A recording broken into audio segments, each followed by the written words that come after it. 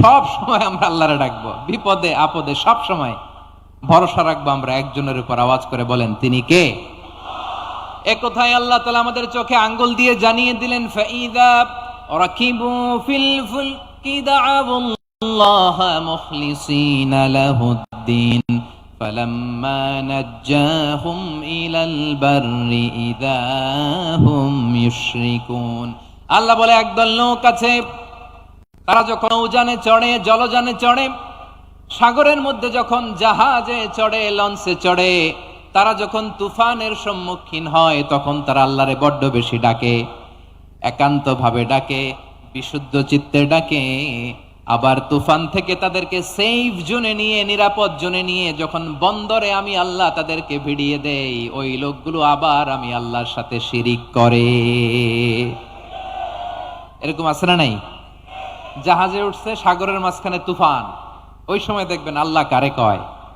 এই কথা তো আপনাদেরকে বোঝানো সহজ, আপনারা তো নদীর দেশের মানুষ। লঞ্চে চড়েন নাই কারা কারা দেখি? লঞ্চে চড়ছেন? হ্যাঁ,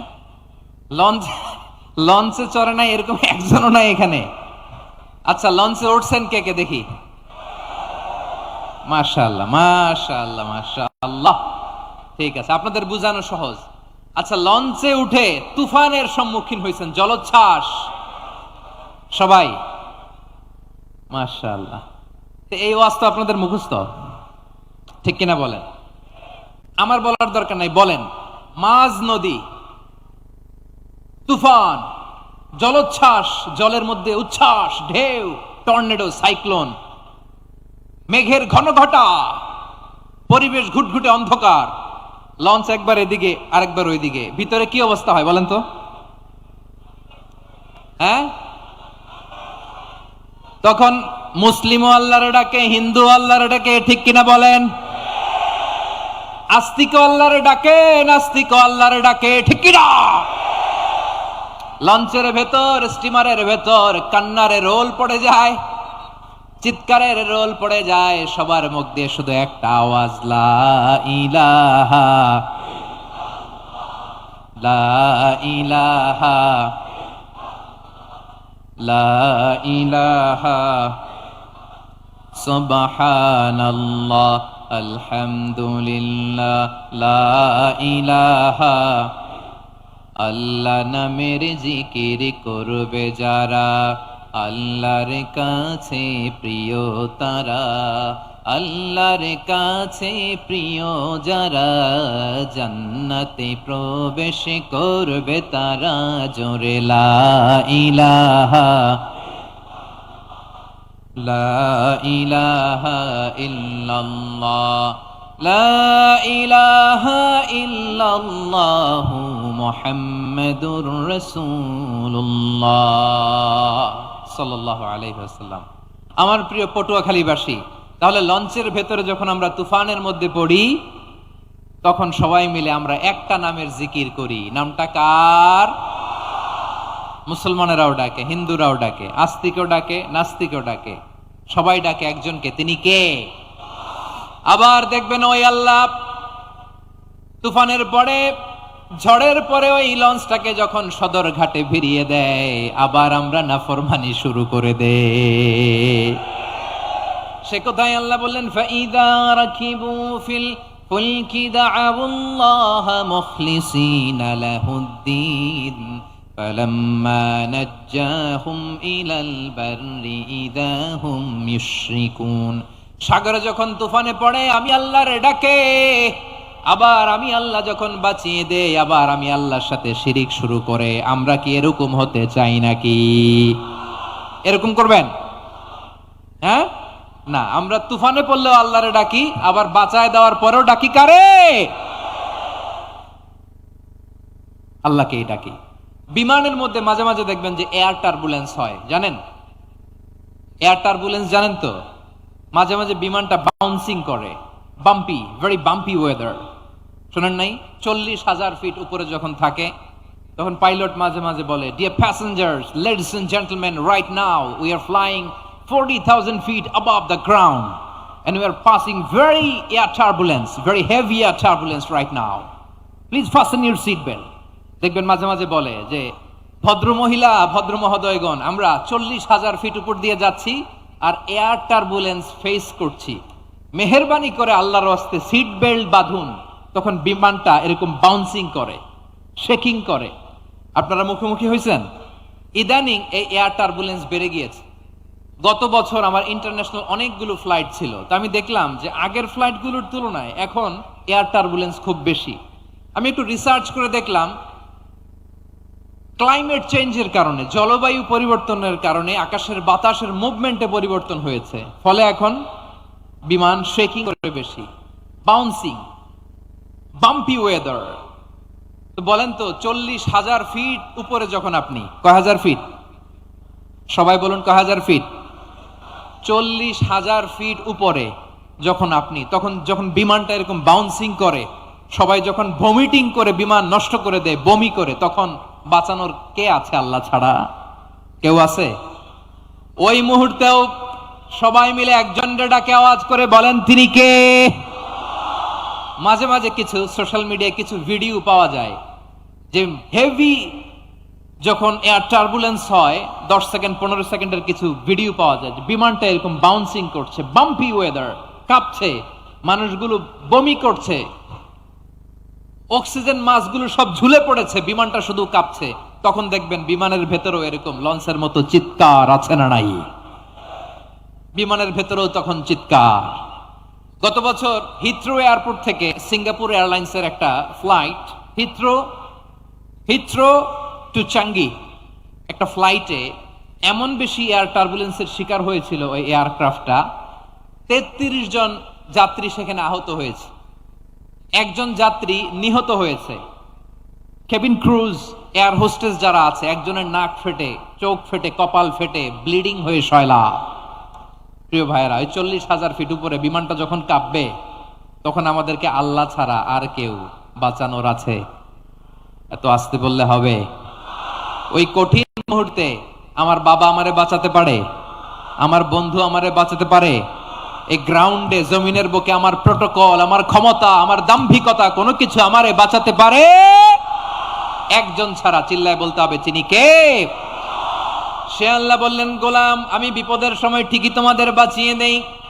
ওই বিমানের ভেতরে 40,000 ফিট উপরে যখন তোমরা এয়ার টার্বুলেন্সের শিকার হও, তখন নাস্তিকও আল্লাহরে ডাকে, হিন্দু আল্লাহরে ডাকে, জোরে বলেন ঠিক কিনা? আবার বিমানটা যখন শান্ত হয়ে যায়, একটু পরেই বিমানের স্ক্রিনের মধ্যে হিন্দি সিনেমা খোঁজে। বিমানের স্ক্রিনে কিন্তু বিশাল ওখানে আফলাম ফিল্মের একেবারে বুঝাই করা। বিমানটা শান্ত হলে আবার হিন্দি সিনেমা দেখা শুরু করে। একটু আগে ডাকছিল কারে? দেখবেন বাংলাদেশে আমাদের ক্রিকেটাররা যখন অন্য কোনো দেশের সাথে খেলে, অনেক সময় এমন হয় বল বাকি একটা, রান দরকার 6টা। বল বাকি কয়টা? পটুয়াখালী বুঝে নাই বোধহয়। বল বাকি কয়টা, রান দরকার। আপনি দেখবেন ক্যামেরাম্যান তখন গ্যালারিতে খালি দেখায় দর্শকদের যে কি অস্থিরতা। হিপ হপ স্টাইলের মেয়েটা, যে মেয়েটার ওড়না এতক্ষণ ছিল গলায়, এতক্ষণ কই ছিল, ওই মেয়েটা দেখবেন ওড়নাটা টেনে মাথায় দিয়ে এরকম মুনাজাত ধরতেছে, আল্লাহ আল্লাহ, একটা ছক্কা, আল্লাহ আল্লাহ, আমার লাল সবুজের পতাকারে তুমি অপমানিত কইরো না আল্লাহ, ইন্ডিয়ার সাথে আমাদের খেলা, আল্লাহ আল্লাহ, একটা ছক্কা, একটা। পুরো খেলা জুড়ে এই মেয়ের ওড়না ছিল গলায়, কিন্তু যখন এক বলে 6 রান দরকার, ওড়না চলে আসছে কোথায়? মাথায়। আবার মুনাজাত আছে না নাই? ঠিকই বাংলাদেশের দামাল ছেলে এমন এক শট মারলো, বল চলে গেল স্টেডিয়ামের বাইরে, ছক্কা, জিতে গেলাম আমরা। পুরো স্টেডিয়াম জুড়ে চিৎকার, হই হুল্লোড়, মৌজ মাস্তি। যেই মেয়েটা মাথার মধ্যে ওড়না দিয়ে এতক্ষণ সুবহানাল্লাহ সুবহানাল্লাহ বলে আল্লাহর কাছে দোয়া করেছে, ওই মেয়ে এখন আবার ওড়না ফেলে দিয়ে নাচা শুরু করে দিয়েছে। তাহলে আল্লাহর ভয়, আল্লাহর প্রতি আস্থা, বিশ্বাস, ভালোবাসা, এটা কি ক্ষণিকের জন্য? মানে আমার যখন লাগবে তখন আল্লাহর ইউজ করবো নাকি? হ্যাঁ, বিপদে আপদে, সুখের সময় দুঃখের সময়, সচ্ছল অসচ্ছল অবস্থায় বিশ্বাসীরা ভরসা রাখে একজনের উপর। চিৎকার করে বলে পটুয়াখালী তিনি কে? সে আল্লাহ বললেন, গোলাম মনে করো না জাহাজ থেকে সদরঘাটে ভিড়িয়ে দিলাম তুমি নিরাপদ হয়ে গেছো, মনে করো না 40,000 ফিট থেকে সেফ ল্যান্ডিং এর পরে এয়ারপোর্টে নেমে গেলেই তুমি নিরাপদ হয়ে গেছো। ও মিয়া, বিপদ কি শুধু সাগরে আর আকাশে? ঘরের ভেতরও বিপদ আসতে পারে কি পারে না? এজন্য সূরা মুলকে আল্লাহ বললেন, আমিনতুম মান ফিস সামাই আন ইয়াখসিফা বিকুমুল আরদা ফাইদা হিয়া তামুর। তোমরা কি ভাবছো তোমরা নিরাপদ? সাগরের মধ্যে তুফান, আল্লাহ আল্লাহ ডাকলাম, সদরঘাটে যেয়ে পড়ছি, বাইসা গেছেন তো আপনি। আর পাবে আপনারে আল্লাহ? আল্লাহরে তো সাগরের মাঝখানে তো আল্লাহ আপনারা পাইছিল, আর তো পাবে না। আর পাবে আপনারে? আর আল্লাহ ধরতে পারবে আপনারে? ঘরের ভেতরও বিপদ দিয়ে আটকাতে পারে কে? 5 স্টার 7 স্টার হোটেলের ভেতরও আমাকে বিপদের মধ্যে ফেলে দিতে পারেন কে? আল্লাহ বললেন, তোমরা কি ভেবেছো তোমরা নিরাপদ? আমি চাইলে ল্যান্ডস্লাইডস, ভূমি ধস দিয়ে 1 লক্ষ এক মুহূর্তে নিয়ে যেতে পারি। এক সুনামি দিয়ে থাপ্পড় মেরে 3 লক্ষ সাগরের ভেতরে ঢুকায় দিতে পারি। 1 সেকেন্ডও লাগে না আমার। أم أمنتم من في السماء أن يرسل عليكم حاصبا فستعلمون كيف نذير। আল্লাহ চাইলে আকাশ থেকে পাথর বৃষ্টি নাজিল করতে পারেন কি পারেন না? এই মুহূর্তে এখানে ভূমিকম্প দিতে পারেন কি পারেন না? আচ্ছা, ভূমিকম্প যখন হয় আমাদের কারো হুঁশ থাকে? আপনি মনে করছেন আমরা সাধারণ মানুষ, আমরা দৌড় দেই, আর প্রেসিডেন্ট প্রধানমন্ত্রী ওনারা বুঝি খাটে শুয়ে থাকে? কথা বুঝে নাই বোধহয়। ভূমিকম্প, আর্থকোয়েক যদি হয়, বাঁচার জন্য আমরা কি করি? হয় খাটের তলায়, ডাইনিং টেবিলের নিচে, উপরে শক্ত কিছু আছে এটার নিচে, অথবা ঘর থুইয়া দেও দৌড়। তো প্রধানমন্ত্রী উনি কি করে? প্রেসিডেন্ট উনি কি করে? হ্যাঁ, উনি খাটের মধ্যে যে শুয়ে থাকে নাকি? উনিও দৌড়, সাধারণ মানুষও দৌড়, প্রধানমন্ত্রীও দৌড়, বাড়িওয়ালাও দৌড়, ভাড়াটিয়াও দৌড়, সবাই দৌড়। নাকি ভাড়াটিয়ারা বাড়ি থুইয়া দৌড়, বাড়িওয়ালারা আর বেরোয় না? এরকম না। তাহলে যে কোনো মুহূর্তে ভূমিকম্প দিয়ে নাস্তানাবুদ করতে পারে কে? আমার প্রিয় ভাইয়েরা, আমরা নিরাপদ নই, আমরা তার দয়ায় বেঁচে আছি। কার দয়ায়? এজন্য আল্লাহ বললেন, গোলাম যে কোনো মুহূর্তে বিপদ দিয়ে তোমাদেরকে নাস্তানাবুদ করতে পারি। বিশ্বাসী বলে যদি নিজেকে দাবি করো, সব সময় ডাকতে হবে একজন সত্তাকে। বলেন তিনি কে? এই কথা ক্লিয়ার? এই সবগুলো উদাহরণ শেষে সবার কাছে ক্লিয়ার হয়েছে না যে বিপদ থেকে, আপদ থেকে, পরীক্ষা থেকে, ক্যালামিটি থেকে আমাদেরকে কেউ বাঁচাতে পারে না একজন সত্তা ছাড়া। আবারও বলেন তো তিনি কে? ক্লিয়ার? হ্যাঁ, সবাই বুঝতে পারছেন? আচ্ছা, এবার আমরা দেখি বিষ্ণু ঈসা ইসলামের জীবনে বিপদ আপদ ছিল কিনা। উনি বিপদ আসলে কিভাবে ডিল করতেন, বিপদ আসলে কোন দোয়া পড়তে হয়, কিভাবে ফরিয়াদের হাত উত্তোলন করতে হয়, কিভাবে রবের দরবারে নতজানু হয়ে ফরিয়াদ করতে হয়, এটা জানার দরকার আছে না নাই? আসুন আমরা বিষ্ণুনবীর জীবনী থেকে দেখি বিপদ আসলে উনি কি করতেন। বিপদ আসলেই প্রথমে বিষ্ণু ঈসা ইসলাম একটা দোয়া পড়তেন। কি পড়তেন? তিনি পড়তেন, ইন্না লিল্লাহি ওয়া ইন্না ইলাইহি রাজিউন। নিশ্চয় আমরা আল্লাহর জন্য, নিশ্চয় আমরা কার দিকে ফিরবো ভাই? আবার কার দিকে ফিরবো? আওয়াজ করে বলুন তো, আমরা এসেছি কার কাছ থেকে, আবারও ফিরে যাব কার কাছে? এজন্য বিষ্ণুই পড়ছেন, ইন্না লিল্লাহি ওয়া ইন্না ইলাইহি রাজিউন। নিশ্চয় আল্লাহর জন্য, ওই আল্লাহর দিকেই আমরা ফিরে যাব। তারপরে বিশ্বনবী পড়তেন, আল্লাহুম্মা আজুরনি ফি মুসিবাতি ওয়াখলুফ লি খায়রাম মিনহা।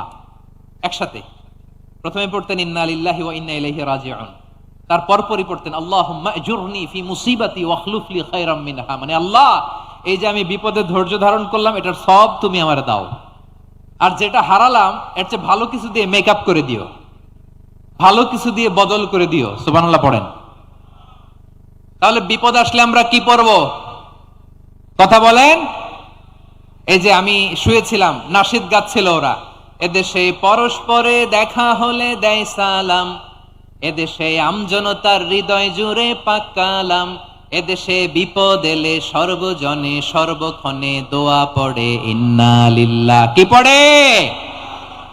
সুবহানাল্লাহ সুবহানাল্লাহ সুবহানাল্লাহ সুবহানাল্লাহ। এদেশে আজান শুনে সূর্য ওঠে শহর গ্রামে, এদেশে আজান শুনে সূর্য ডুবে সন্ধ্যা নামে, এদেশে সকল কাজে সবাই বলে বিসমিল্লাহ, এদেশে ভালো কিছু দেখে শুনে হাসি মুখে সবাই বলে মাশা আল্লাহ। সুবহানাল্লাহ পড়ে।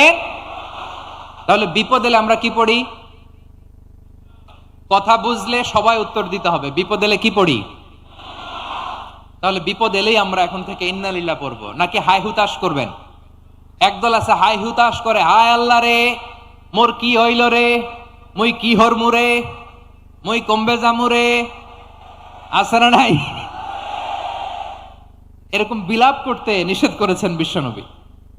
কি করব, কই যাব, কি হবে, হায় হায়, এরকম হাহুতাশ আছে না নাই? বিশ্বাসীরা হাহুতাশ করে না, তারা ইন্না লিল্লাহ পড়ে। কি পড়ে মনে থাকবে? আমরা পড়বো ইন্না লিল্লাহি ওয়া ইন্না ইলাইহি রাজিউন। নিশ্চয়ই আমরা আল্লাহর জন্য, আমরা আল্লাহর দিকেই ফিরে যাব। এরপর পড়বো আল্লাহুম্মা আজুরনি ফি মুসিবাতি ওয়াখলুফ লি খায়রাম মিনহা। আল্লাহ, আমি যে বিপদে ধৈর্য ধারণ করলাম এটার সওয়াব দিও, আর যা হারালাম তার চেয়ে ভালো কিছু দিয়ে বদল করে দিও। সুবহানাল্লাহ পড়েন। বিশ্বনবীর হাদিস শুনলেন উম্মে সালামা রাদিয়াল্লাহু তাআলা আনহা। ওনার স্বামী হলো আবু সালামা। মজার ঘটনা খেয়াল করে শুনেন আমার প্রিয় কলিজার টুকরা ভাইয়েরা। কানগুলো খরগোশের কানের মতো খাড়া করে আমার দিকে তাকান। সাইয়্যিদাতুনা উম্মে সালামা রাদিয়াল্লাহু তাআলা আনহা, ওনার স্বামীর নাম আবু সালামা। শ্রেষ্ঠ দম্পতি, শ্রেষ্ঠ ফ্যামিলি। প্রথমে হিজরত করেছিলেন হাবাসায়, পরে হিজরত করেছেন মদিনায়। উহুদ যুদ্ধের পরে ওনার স্বামী আবু সালামা ইন্তেকাল করলো, শহীদ হলো। সুবহানাল্লাহ পড়েন। যখন আবু সালামা ইন্তেকাল করলো, উম্মে সালামা রাদিয়াল্লাহু তাআলা আনহা কেঁদে কেঁদে হয়রান। আর নবীর শিখানো বাণী অনুযায়ী তিনি বারবার পড়ছিলেন ইন্না লিল্লাহ। কি পড়ছিলেন? মুই কই জামু, কি হরমু, এগুলো বলে নাই। কি বলছে? ইন্না লিল্লাহ। যেহেতু বিশ্বনবী বলেছেন কেউ যদি বিপদের প্রথম ধাক্কায় পড়ে ইন্না লিল্লাহি ওয়া ইন্না ইলাইহি রাজিউন, আল্লাহুম্মা আজুরনি ফি মুসিবাতি ওয়াখলুফ লি খায়রাম মিনহা, তাহলে এই বিপদে যে সে যা হারালো তার চেয়ে শ্রেষ্ঠ কিছু দিয়ে আল্লাহ তার বদল দিয়ে দিবে। এই হাদিস শুনে উম্মে সালামা রাদিয়াল্লাহু তাআলা আনহা ওনার প্রাণ প্রিয় স্বামী আবু সালামার ইন্তেকালের পরে চোখের পানি ছাড়ে আর পড়ে ইন্না লিল্লাহি ওয়া ইন্না ইলাইহি রাজিউন, আল্লাহুম্মা আজুরনি ফি মুসিবাতি ওয়াখলুফ লি খায়রাম মিনহা। বারবার এই দোয়া পড়ে চোখের পানি ছাড়ে, এই দোয়া পড়ে চোখের পানি ছাড়ে। আর মনে মনে বলে আবু সালামার মতো ভালো মানুষ মদিনাতে নাই, আবু সালামার চেয়েও ভালো মানুষ মদিনাতে নাই। তার চেয়ে ভালো মানুষ কি করে আল্লাহ তাআলা আমারে দিবে? তার চেয়ে ভালো মানুষ তো আমি মদিনাতে দেখি না। চোখের পানি দিয়ে বুক ভাসায় আর নবীর হাদিসের উপর আমল করে পড়ে ইন্না লিল্লাহি ওয়া ইন্না ইলাইহি রাজিউন, ইন্না লিল্লাহি ওয়া ইন্না ইলাইহি রাজিউন। পড়তে পড়তে চোখের পানি ছাড়ে আর চিন্তা করে বিশ্বনবী বললেন এই দোয়া পড়লে যেটা হারালাম তার চেয়ে ভালো কিছু দিয়ে আল্লাহ পুরস্কার দেয়। আবু সালামের চেয়ে ভালো মানুষ মদিনার মধ্যে আর কে হতে পারে? কি আজীব তামাশা, কি অবাক করা ঘটনা। কিছুদিন পরে দেখা গেল সাইয়্যিদুল মুরসালিন রাহমাতাল লিল আলামিন স্বয়ং বিশ্ব নবী উম্মে সালামাকে বিয়ের প্রস্তাব পাঠিয়েছে। স্বয়ং বিশ্ব নবী উম্মে সালামা রাদিয়াল্লাহু তাআলা আনহাকে বিয়ের প্রস্তাব পাঠিয়েছেন। উনি রাজি হয়ে গেলেন, বিয়ে হয়ে গেল। উনি হয়ে গেলেন উম্মুল মুমিনিন, আমাদের মা, পুরো মুসলিম উম্মার মা। চিৎকার করে বলেন আল্লাহু আকবার। তাহলে আমার প্রাণ প্রিয় ভাইয়েরা, বিপদে পড়লে আমরা পড়বো ইন্না লিল্লাহি ওয়া ইন্না ইলাইহি রাজিউন, আল্লাহুম্মা আজুরনি ফি মুসিবাতি ওয়াখলুফ লি খায়রাম মিনহা। পড়বেন? পড়বেন না? যারা যারা বিপদ আসলে এই দোয়াটা পড়বেন এখন থেকে আওয়াজ করে ইনশাআল্লাহ বলেন। যা হারাইছেন তার চেয়ে শ্রেষ্ঠ জিনিস দিয়ে বদলা দিবে কে? বিশ্বাস হয়? একটু সন্দেহ লাগে মনে হয়, একটু সন্দেহ আছে? যাদের বিশ্বাস হবে তাদের কি আল্লাহ উত্তম বদলা দিবে, ঠিক কিনা বলেন? তাহলে বিপদে পড়লেই প্রথমে আমরা এটা পড়ব। দোয়াগুলো যদি এখন মুখস্থ না হয়, এই যে রেকর্ডিং হচ্ছে, পেয়ে যাবেন, কালকেই পেয়ে যাবেন। শুনে শুনে